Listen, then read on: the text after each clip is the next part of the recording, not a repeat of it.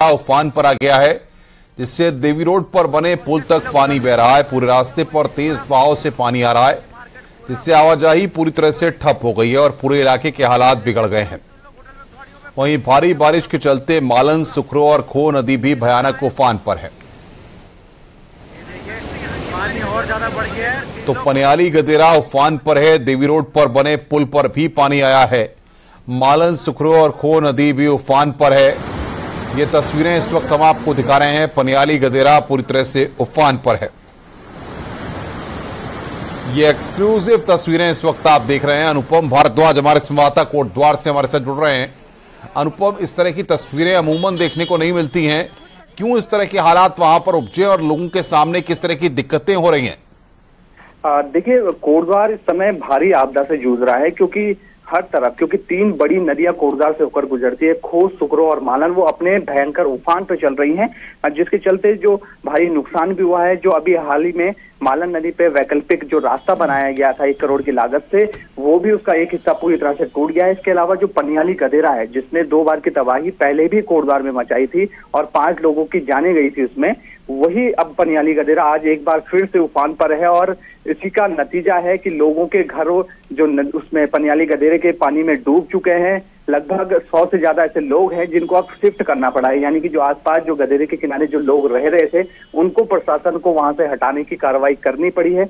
इसके अलावा कौड़िया बस्ती पूरी तरह से डूब चुकी है। आर्मी कैंप जो इलाके से लगा हुआ है, उसमें भी पानी पहुंच चुका है। वहीं पे ट्रेनिंग की जाती है, आर्मी के जो जवान होते हैं उनकी ट्रेनिंग की जाती है। उस पूरे कैंप के अंदर पानी घुस चुका है।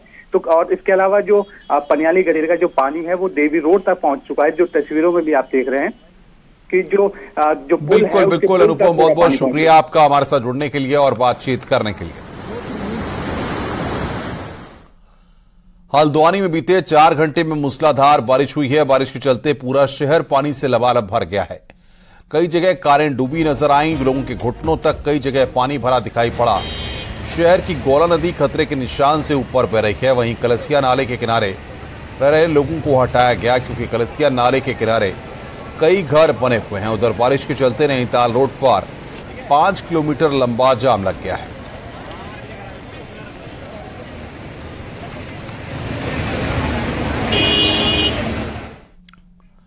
भारी बारिश के बाद कोटद्वार की मालन नदी एक बार फिर से उफान पर है। वहीं नदी में आए पानी के सैलाब के बीच 22 लोग फंस गए। मौके पर पहुंची एसडीआरएफ और पुलिस की टीम ने सभी लोगों का सुरक्षित रेस्क्यू कर लिया है।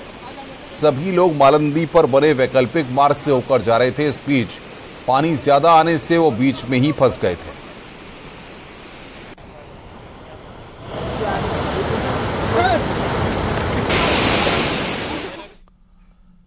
उत्तराखंड में बारिश की बर्बादी लगातार जारी है। जो तस्वीरें सामने आई हैं वो डराने वाली हैं।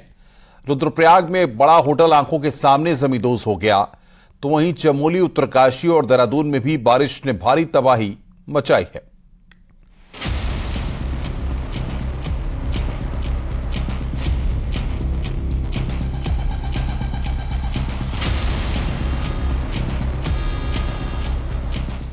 कहीं होटल भरभराकर गिर रहे हैं तो कहीं दुकान, कहीं भूस्खलन हो रहा है तो कहीं नदियों में डराने वाला उफान। उत्तराखंड में ये बारिश की त्रासदी है, जिसकी मार पहाड़ों से लेकर मैदान तक पड़ रही है। सबसे पहले रुद्रप्रयाग की दहशत में भर देने वाली तस्वीर देखिए।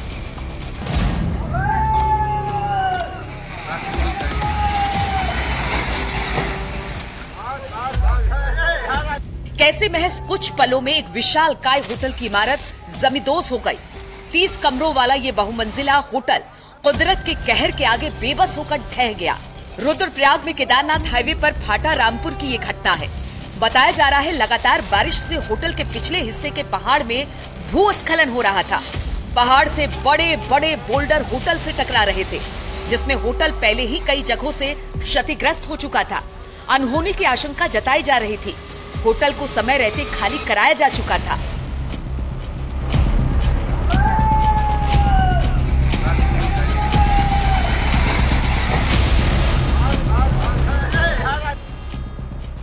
उत्तरकाशी के यमुनोत्री हाईवे की इन तस्वीरों को देखिए।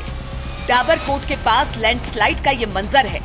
चट्टान खिसकने लगी, बड़े बड़े पत्थर नीचे की तरफ गिरने लगे, जिससे वहां पर धुएं का गुब्बार उठने लगा। इलाके में रहने वाले लोग दहशत में आ गए। उत्तरकाशी भूस्खलन के लिहाज से बेहद ही संवेदनशील जोन है। पिछले 3 महीनों में गंगोत्री और यमुनोत्री राष्ट्रीय राजमार्ग में भूस्खलन से 5 लोगों की मौत हो चुकी है।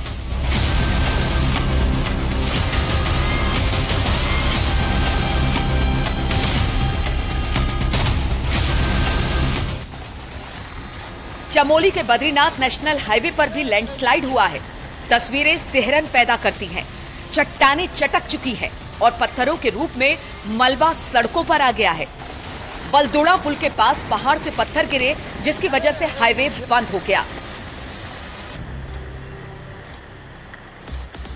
देहरादून में देर शाम जबरदस्त बारिश हुई, जिसके बाद तबाही की कुछ ऐसी तस्वीरें सामने आई। देखते ही देखते एक दुकान नदी में समा गई।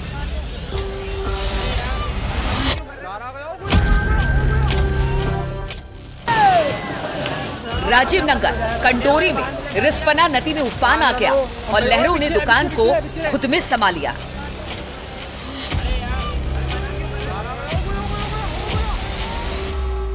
देहरादून से ये हाहाकारी तस्वीरें सामने आई है। नदियों में ऐसा उफान आया कि जान पर बनाई। प्रेम नगर की टॉन्स नदी के पास पिकनिक मनाना इन दोनों युवकों को भारी पड़ गया। लहरों ने दोनों का रास्ता रोक लिया, जिससे वो लहरों के बीच फंस गए। सूचना मिलने के बाद पुलिस प्रशासन हरकत में आया और दोनों का रेस्क्यू करना शुरू किया। काफी मशक्कत के बाद रस्सी के सहारे दोनों युवकों की जान बचाई जा सकी।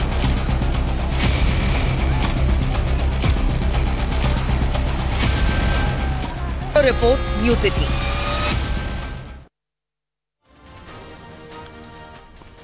राज्य में लगातार आपदा के हालात बने हुए हैं।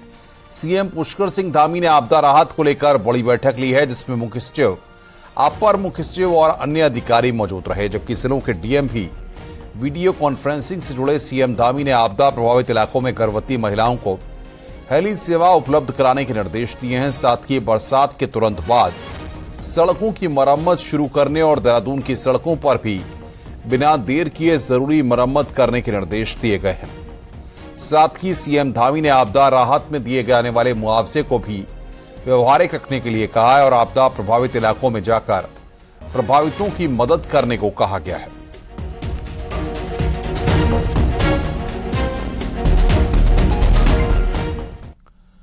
बागेश्वर उपचुनाव के लिए तारीखों का ऐलान आज हो गया है। उपचुनाव का नोटिफिकेशन जारी होते ही पूरे जिले में अधिसूचना लागू हो गई है। बागेश्वर में 5 सितंबर को वोटिंग होगी और 8 सितंबर को बागेश्वर चुनाव का रिजल्ट आएगा। 10 से 17 अगस्त के बीच नामांकन किए जाएंगे और 21 अगस्त को नाम वापसी हो सकेगी। उत्तराखंड सरकार में कैबिनेट मंत्री चंदन रामदास के निधन से बागेश्वर सीट खाली हुई है। बागेश्वर में करीब 1,18,000 वोटर हैं, जिसमें 2022 के चुनाव में चंदन रामदास करीब 12,000 वोटों से जीते थे। 27 अप्रैल को चंदन रामदास का निधन हुआ, तब से यह सीट खाली है।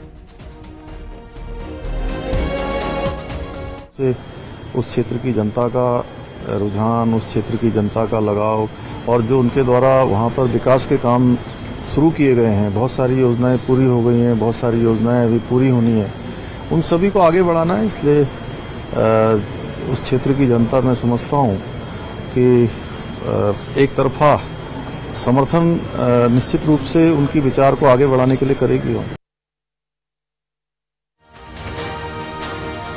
बागेश्वर विधानसभा चुनाव का ऐलान हो चुका है। बीजेपी प्रदेश अध्यक्ष महेंद्र भट्ट का कहना है कि जल्द ही उनकी पार्टी प्रत्याशी का ऐलान करेगी और बीजेपी बड़े अंतर से सीट को जीतेगी।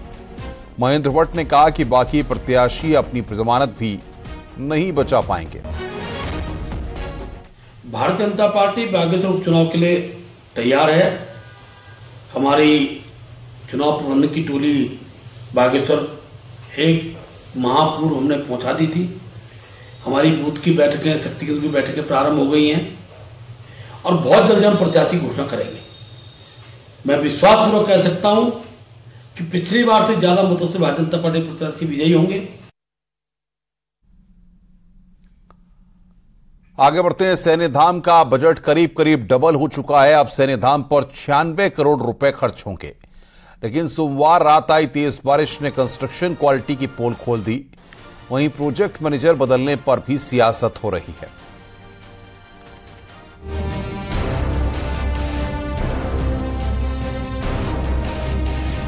दावा है कि दिसंबर तक देहरादून में सैनिक धाम बनकर तैयार हो जाएगा। मंगलवार को बैठक लेकर मंत्री गणेश जोशी ने साफ कर दिया कि अब बजट 96 करोड़ का होगा, जो पहले करीब 55 करोड़ का था।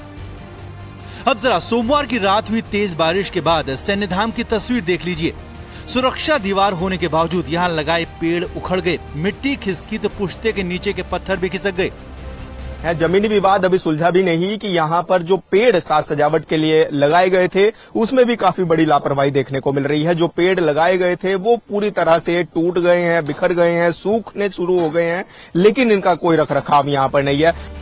अब सवाल है कि जिस सैन्य धाम पर करोड़ों रुपए सैनिक कल्याण विभाग खर्च कर रहा है, क्या वहाँ की दीवार और पुश्ते इतने मजबूत नहीं होनी चाहिए कि कम से कम पेड़ तो बच सकें? सैन्य धाम को बनाने का काम पेयजल निगम कर रहा है, हाल ही में जिसका प्रोजेक्ट मैनेजर बदला गया। अब इस हाल पर सैनिक कल्याण मंत्री गणेश जोशी का जवाब भी सुनिए और कांग्रेस का सवाल भी। इसको उस एंगल से नहीं लेना चाहिए।